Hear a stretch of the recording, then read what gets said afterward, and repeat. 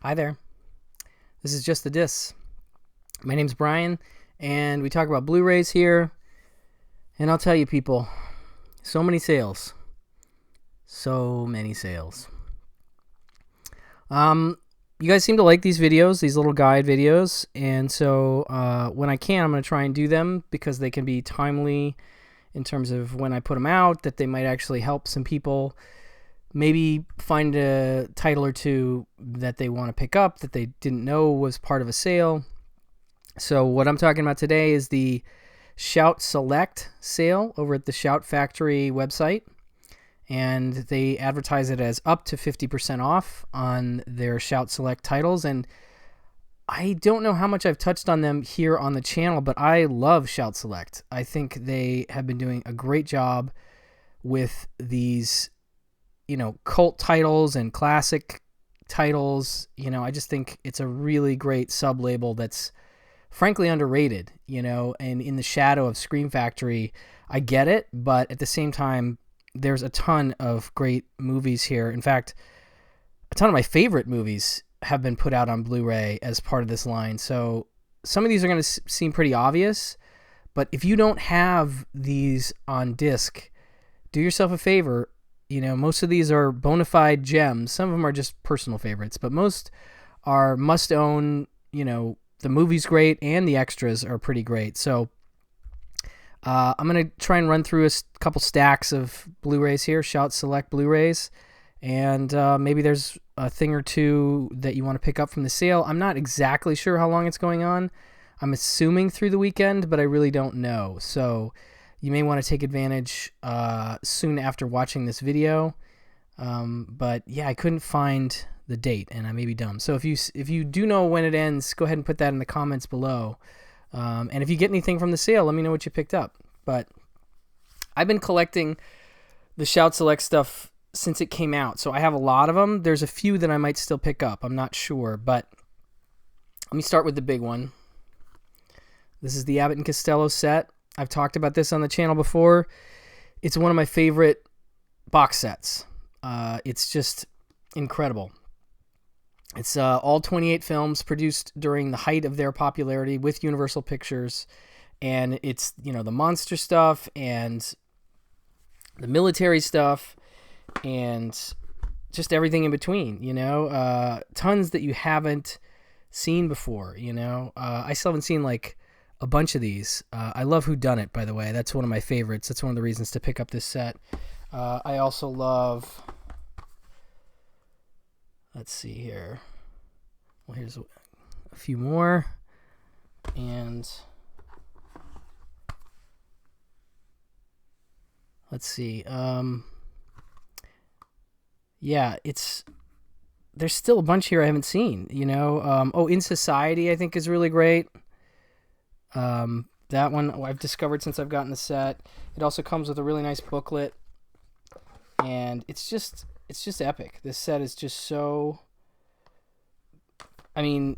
all encompassing. It's just Criterion level and beyond. It's really great stuff. And if you're halfway into classic comedy and you like Abbott and Costello Meet Frankenstein, I've said this before, but it might be worth diving in if this is something you're inclined to dig, if you like the classic stuff. This has been one of my favorite pickups from Shout Factory ever. I just absolutely love this movie. So that one, definitely recommended. Some more obvious stuff. 3 O'Clock High. Okay? One of my favorite films of all time. One of the great high school comedies ever. Jerry Mitchell having the worst day in the history of humankind. Accidentally gets himself in trouble with the new kid, the new bully, Buddy Revell. Richard Tyson. Casey Shamasco, of course, plays Jerry Mitchell. And he has to try and find a way to get out of a fight that he has gotten himself into by accidentally making the new kid upset. And it's wonderful. Directed by Phil Joannou, shot by Barry Sonnenfeld, and feels like a Coen Brothers movie. Feels like Raising Arizona. It has that kind of stylized energy to it. And I just absolutely love it. It's really and truly one of my favorite comedies ever. It has an audio commentary with Phil Joannou and an interview with him and the screenwriters. I mean, it's a nice little special edition. You know, if you're a fan like me, you've been waiting for years to hear the director talk about the movie, and it's all here. So that's great. Into the Night. John Landis' film Into the Night. This is the West Coast After Hours, or maybe some might call it After Hours Light. It's not as good as After Hours, but to me, it's a close second, and I think an After Hours Into the Night double bill is a great way to spend, 3 or 4 hours. Edgar Wright ran this double bill at the New Beverly Theater in Los Angeles years ago. I can't remember if it was movies he hadn't seen before. No, I think this was a different series that he ran it as part of, but 2 really great, ordinary guy gets into extraordinary trouble kind of movies. And in this case, it's Jeff Goldblum, and he gets sucked into a mystery/adventure with Michelle Pfeiffer. And I don't like to talk about this one too much. I just would rather people see it. It's one of my favorite 80s movies. I love it. So this one has interviews with the director, interview with Goldblum, award-winning documentary, B.B. King, Into the Night. So it's got some little features on it. Another all-timer, Streets of Fire. I was so excited when this Blu-ray came out. It was just, I was hanging on to my HD DVD. So I was just so jazzed. And this had a new 2K scan of the inner positive. So it looks better than it has before. It has a making of Streets of Fire featuring interviews with Michael Pare, Amy Madigan, and Deborah Van Valkenburg, and screenwriter Larry Gross, and more. Rumble on the Lot, Walter Hill's Streets of Fire Revisited. I think that's an old archival thing, which is really cool. This movie is just, it's a true one-of-a-kind gem, futuristic and retro rockabilly noir musical thing. I don't even know how to describe it, but I love the soundtrack. I have the soundtrack on vinyl, and it's just one of those movies that you're either going to really love it or not. And if you really love it, you're going to always love it and always talk about it. And it's definitely that kind of movie. So this is part of the sale. Pick it up. Let's see. What else have I got here? I have... All right, we'll do it like that. A couple Nicolas Cage movies. So we have Valley Girl and Wild at Heart. Both great. Valley Girl also happens to be one of my favorite movies. My wife is from the Valley, so this movie has very special significance to us, and it's a real touchstone for both of us.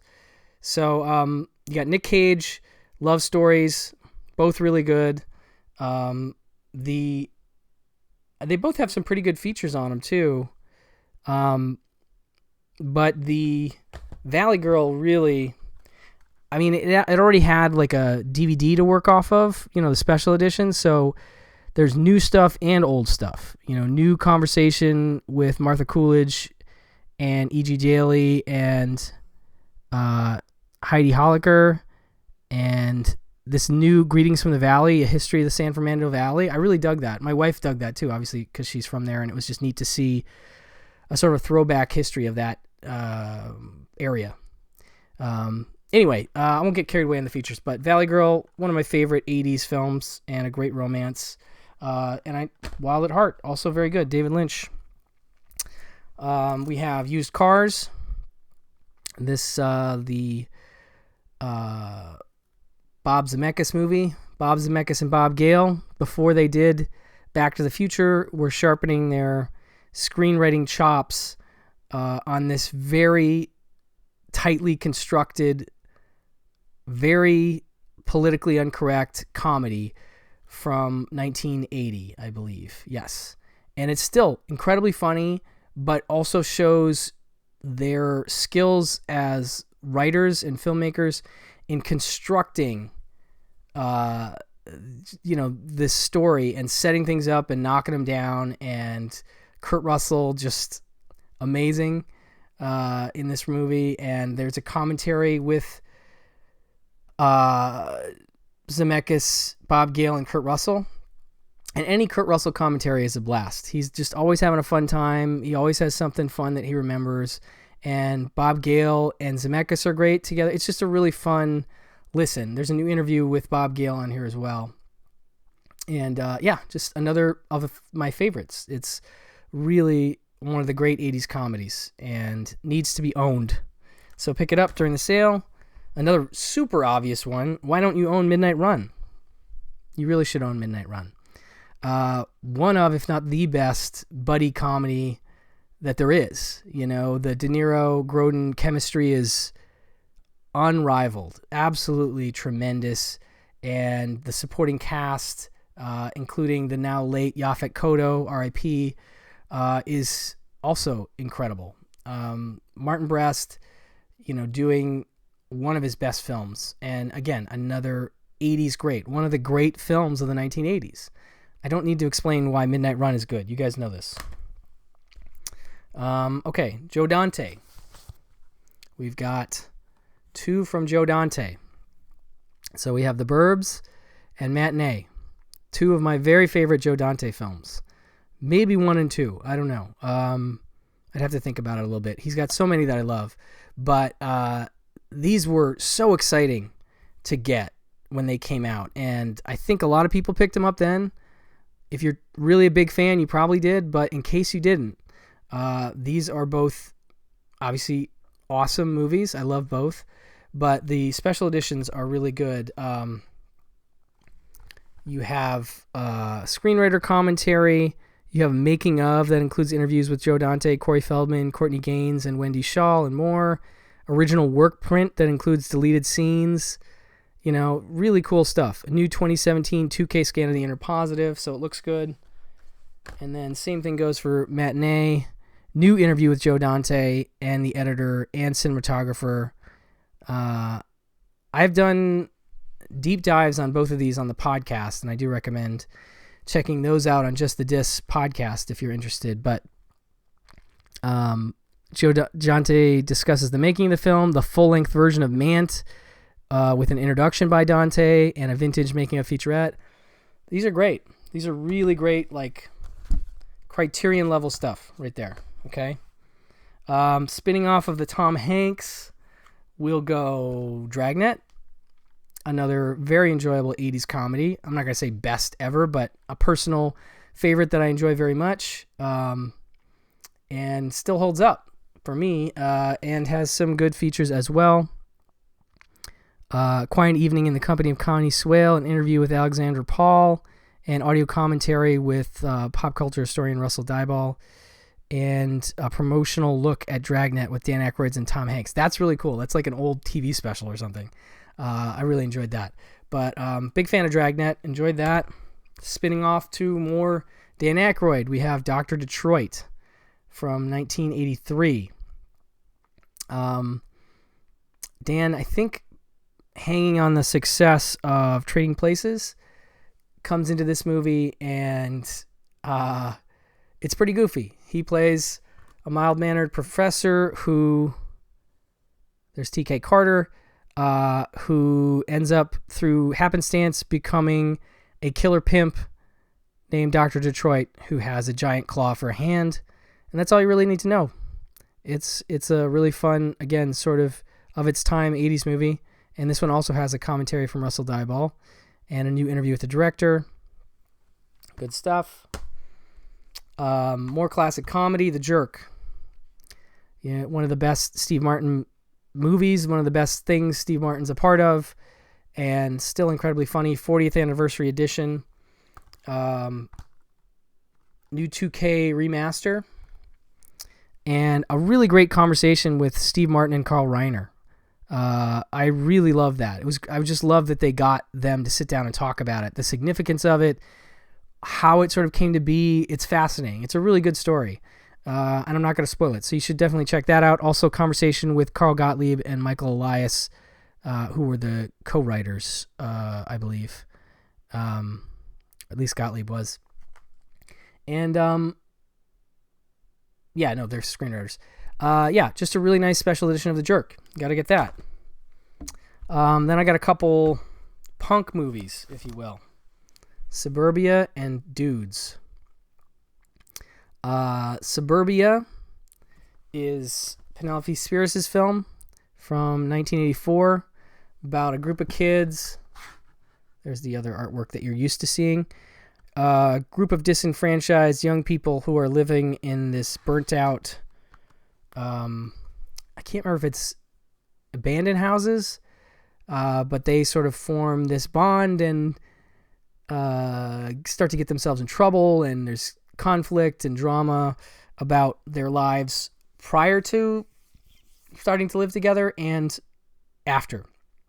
You know, they start to get themselves in trouble with the locals, and it's a powerful film. Really good stuff.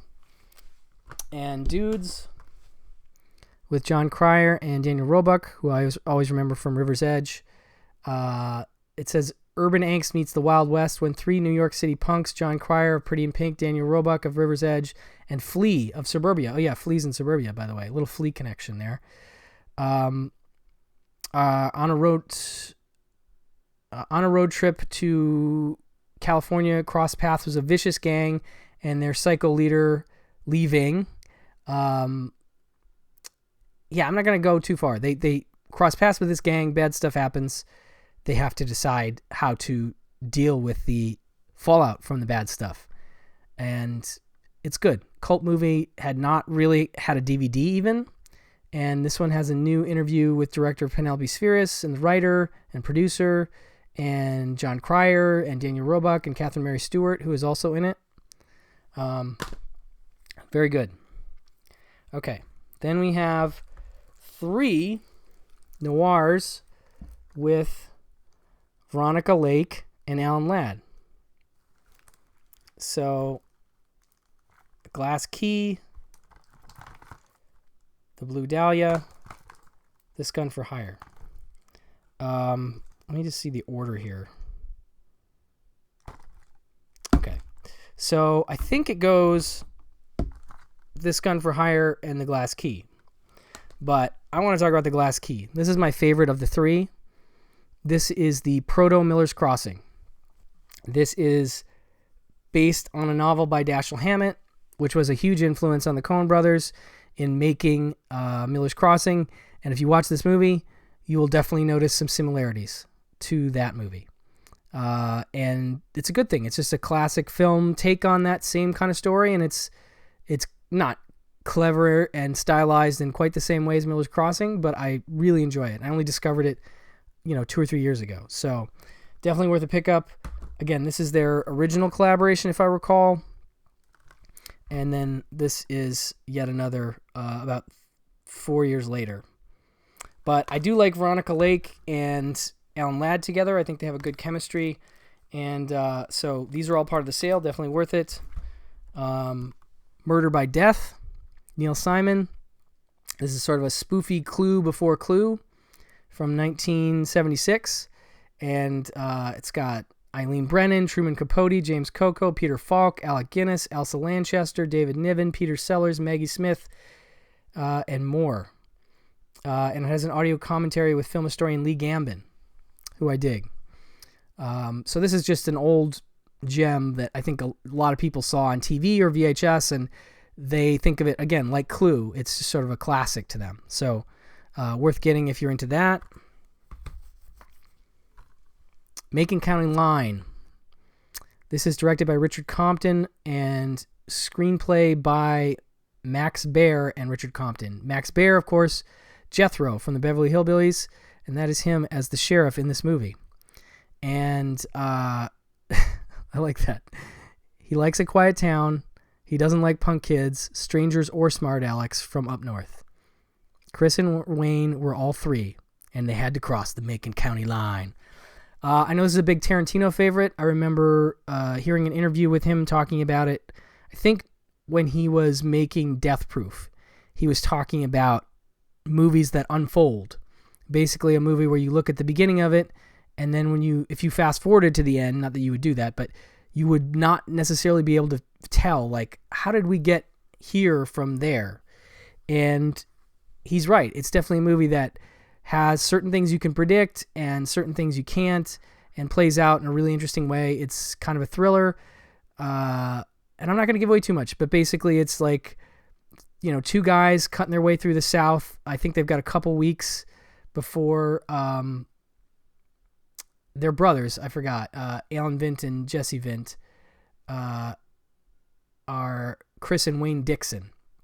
And they're joyriding through the South before they have to enlist in the Army. This is 1954. And they have a little car trouble. They pick up a girl. The sheriff sees that their car is stopped at a gas station, service station, and he starts poking around, and they are a little put off by him sort of questioning them, and so they play wise a little bit, and it's immediately the wrong impression to give this guy. He just does not have any interest in messing around with outsiders. So they make a bad impression, and that comes back later. And that's all I'm going to say about this. But really good, and there's a new interview with the editor and an audio commentary from Richard Compton and a vintage featurette from Macon County Line 25 years down the road. So lots of nice stuff in this one, but I like this movie a lot. This one is for a friend of mine. One of my coworkers at Blockbuster Video way back in the day was a huge fan of this one. And I've seen it and I liked it. My family actually went through a large Tom Selleck phase. We were watching everything he did because my dad was a big Magnum fan. And so we watched The Three Men and a Baby and The Little Lady and all that stuff. So this came up at some point. And I just remember this was an employee pick for a friend of mine at the store. And so it's always kind of been one that I remember and hold dear. But it's arriving in Australia with no more than a saddle and his prized Sharps rifle, American sharpshooter Matthew Quigley Selleck thinks he's been hired to kill off wild dogs, but when he realizes his mission is murder to eradicate the Aborigines from the property of a wealthy cattle baron, Alan Rickman, Quigley refuses and quickly turns the hunter into the hunted. So I forgot that was the plot of this. And as you can see, I haven't opened it yet. I picked it up within the last 3 or 4 months, but I just remembered it as something that was special, and so I wanted to snag it. It's cheaper in this sale. Just a couple more here. Glengarry Glen Ross. I know that a lot of people know this movie, and it's already been released on Blu-ray, so you're thinking, why would I get this? Well, this is a new 4K transfer from the original camera negative, and it looks fantastic. I mean, I haven't put them side by side, but I know that the original Blu-ray did not look as good as this looks. Okay. And I also just love James Foley. I've talked about At Close Range on the channel, and he directed this from Mamet script, and I think it's one of the best adaptations or Mamet-related films ever made, and obviously that partially has to do with the material and the cast, but I think the direction is really solid as well, and so you get a new conversation with James Foley, and you get God Bless Ricky Roma, which is actor Joe Mantegna talking about the role that Al Pacino plays in the movie that he played on Broadway. And there's an audio commentary with James Foley. There's an audio commentary with Jack Lemmon. There's something called ABC Always Be Closing, and then a tribute to Jack Lemmon. So it's kind of stacked in terms of what you get. And again, that transfer looks really good. So if you don't have it, or even if you have the old Blu-ray, this is worth the upgrade. And last but not least, I know it's silly, but I kind of like Sliding Doors. What can I say? And I haven't had a chance to watch this one yet, but I always enjoyed this idea of, sort of split universe kind of stuff. She gets off the train at a certain point, and something happens, and she gets stuck on the train for an extra stop, and that, is a whole other thing that's happening. So you have these two parallel worlds kind of going, and I dig that. And this has an audio commentary with the director, Peter Howitt, and Sliding Doors Moments, a feature-length documentary looking back at the making of the film, including exclusive home movie footage and brand new interviews with Peter Howitt, Gwyneth Paltrow, and John Hannah, and more. And a new stroll through Sliding Doors London with the director. So, like, a really nice special edition for this movie. So if you're a fan of this at all, this is definitely worth getting. Anyway, I've talked long enough about this. Hopefully there's some stuff in here that you guys maybe don't have and want to get, but I just thought, this is what they have. There's more on the sale than I even mentioned, so definitely scan those titles carefully. But I'll leave a link to the sale in the notes, and let me know what you get if you get anything. And like and subscribe if you could, please. I'll talk to you guys later. Bye-bye.